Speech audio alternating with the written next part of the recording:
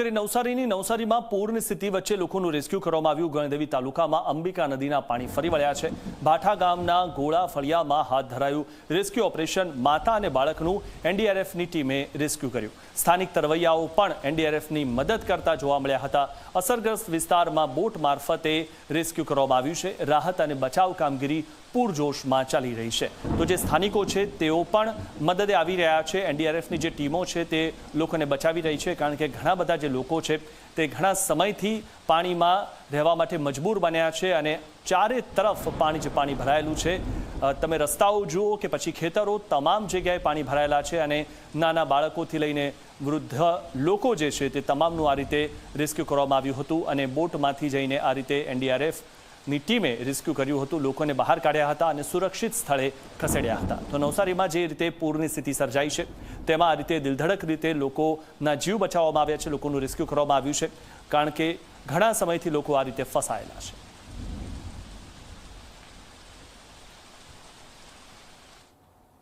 નવસારીના શાંતાદેવી રોડ વિસ્તારમાં પાણી છે અને 20,000થી વધુ લોકો વરસાદી પાણીથી પ્રભાવિત થયા છે। ગ્રાઉન્ડ ફ્લોર પર સંપૂર્ણ પાણીમાં ગરકાવ થઈ ગયો છે અને 10થી 12 ફૂટ જેટલું પાણી હોવાથી લોકો ઘરમાં પુરાઈ રહેવા માટે મજબૂર બન્યા છે। ફાયરની ટીમ અને કોર્પોરેટર્સ અસરગ્રસ્તોની મદદે આવ્યા છે, તો જીવન જરૂરિયાતની વસ્તુઓ પહોંચાડવાનો પ્રયાસ થઈ રહ્યો છે। દૂધની કોથળી અને પાણીની બોટલ પહોંચાડવામાં આવી રહી છે, તો જીવન જરૂરિયાતની આ વસ્તુઓ લોકો સુધી પહોંચાડવા માટેના જે રીતે પ્રયત્ન થઈ રહ્યા છે, આપ જે આ દ્રશ્યોમાં જોઈ રહ્યા છો, કારણ કે લોકો ઘરની બહાર નીકળી શકતા નથી અને 10થી 12 ફૂટ જેટલા પાણી ભરાયેલા છે। અહીંયા જે ફ્લેટ્સ આવેલા છે તેમાં જે ગ્રાઉન્ડ ફ્લોર છે તે પાણીમાં ગરકાવ થઈ ગયેલો જોવા મળી રહ્યો છે।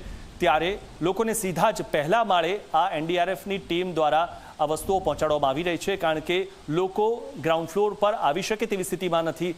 તમામ જે ફ્લેટ છે તેના ગ્રાઉન્ડ ફ્લોરમાં 10થી 12 ફૂટ જેટલું પાણી ભરાઈ ગયેલું છે અને સૌથી મહત્વની વાત એ છે કે જે રીતે રેડ એલર્ટ આપવામાં આવ્યું છે અને પાણી ઓસરતું નથી, જેના કારણે મુશ્કેલી સર્જાઈ છે।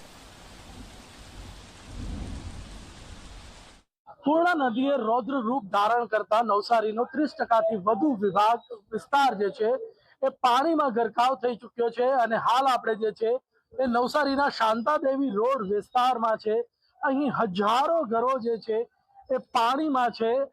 જે પાણીની જે સ્થિતિ છે એ 10 ફૂટથી પણ વધારે થઈ શકે, 5 ફૂટથી લઈને 10 ફૂટથી પણ વધારે પાણી ભરાયું છે।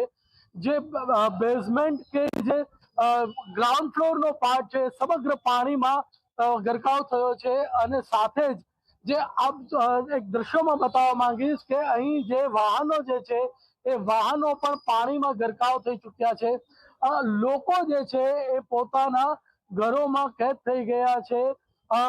જે પાણીની સ્થિતિ છે તેના કારણે વીજળી પણ બંધ કરી દેવામાં આવી છે, પાવર નથી અને તેની સાથે લોકો જે છે એ પોતાના ઘરની છતો પર અથવા તો ગેલેરીમાં દેખાઈ રહ્યા છે। વાત કરવામાં આવે તો લોકોને ભોજનની વ્યવસ્થા કરવા માટે જે છે તંત્ર જે કામે લાગ્યું છે। અહીંના જે સ્થાનિક કોર્પોરેટરો છે એઓ પણ ખડે પગે ઊભા છે। મહત્વની વાત કરવામાં આવે તો સવારથી લોકોને દૂધ અને પાણીની જે તકલીફ હતી, જે પ્રમાણે ફોન આવી રહ્યા હતા, એ પ્રમાણે અહીંના કોર્પોરેટરોએ દૂધની વ્યવસ્થા કરીને એક બોટ દ્વારા હાલમાં દૂધની કોથળીઓ પહોંચાડી છે। ત્યારે સીધા જ કોર્પોરેટરના પતિ છે એમની સાથે વાત કરીશું, આગેવાન છે। જી, આપનું નામ? મારું નામ હર્ષદભાઈ ભાવસાર। હર્ષદભાઈ, કેવી સ્થિતિ છે? સ્થિતિ બહુ જ વિકટ છે। લગભગ 24 કલાકથી લોકો અહીંયા કેદ થઈ ગયા છે અને આ નીચલી સડક કહેવાય। આ લગભગ 20,000ની વસ્તીવાળો, આબાદીવાળો આ વિસ્તાર છે અને ખૂબ જ કહેવાય ને કે લોકો ખૂબ ભય અને ડરના માહોલમાં અત્યારે છે। પાવર પણ નથી। લોકોને કેવી રીતે વ્યવસ્થા પહોંચાડી રહ્યા છે? અમે તંત્ર, મહાનગરપાલિકા નવસારીના એનડીઆરએફની ટીમ દ્વારા લોકો સુધી ફૂડ પેકેટ, દૂધની જીવન જરૂરિયાતની વસ્તુઓ અત્યારે અમે પહોંચાડી રહ્યા છીએ। અત્યારે દૂધ પહોંચાડવામાં આવ્યું છે, કેટલા ફોન આવે છે, શું પરિસ્થિતિ? સતત લોકોના ફોન આવે છે કે ભાઈ હવે પાણી વધશે કે ઉતરશે, આગળની પરિસ્થિતિ શું થશે, લોકો એ રીતના ભય અને ડરના માહોલમાં દૂધ પહોંચાડ્યું છે। અત્યારે દૂધ અમે અમારા સ્થાનિક કોર્પોરેટરો એક એનડીઆરએફની ટીમની મદદ દ્વારા અત્યારે દૂધ પહોંચાડવા અહીંથી બોટમાં ગયા છે। તો લોકોની જે મુશ્કેલી છે, મુશ્કેલીને નિવારવા માટે તંત્ર તો કામે લાગ્યું છે, પરંતુ 10 ફૂટથી વધુ જે પાણી છે તેના કારણે લોકોની હાલાકી વધી છે। આ પાણી ઉતરશે પછી કાદવ કિચડનું સામ્રાજ્ય હશે અને એની સફાઈ જરૂરી છે। મહાપાલિકાએ યુદ્ધના ધોરણે આ પરિસ્થિતિને પહોંચી વળવા કામેમાં લાગવું પડશે। ત્યારે હાલ તો જે છે વરસાદ નવસારીમાં રહ્યો છે, પરંતુ ફરી જો વરસાદ અને ઉપરવાસમાં વરસાદ રહે તો સ્થિતિ વિકટ બને એવી પરિસ્થિતિ છે। ધવલ પારેખ, ઝી મીડિયા, નવસારી।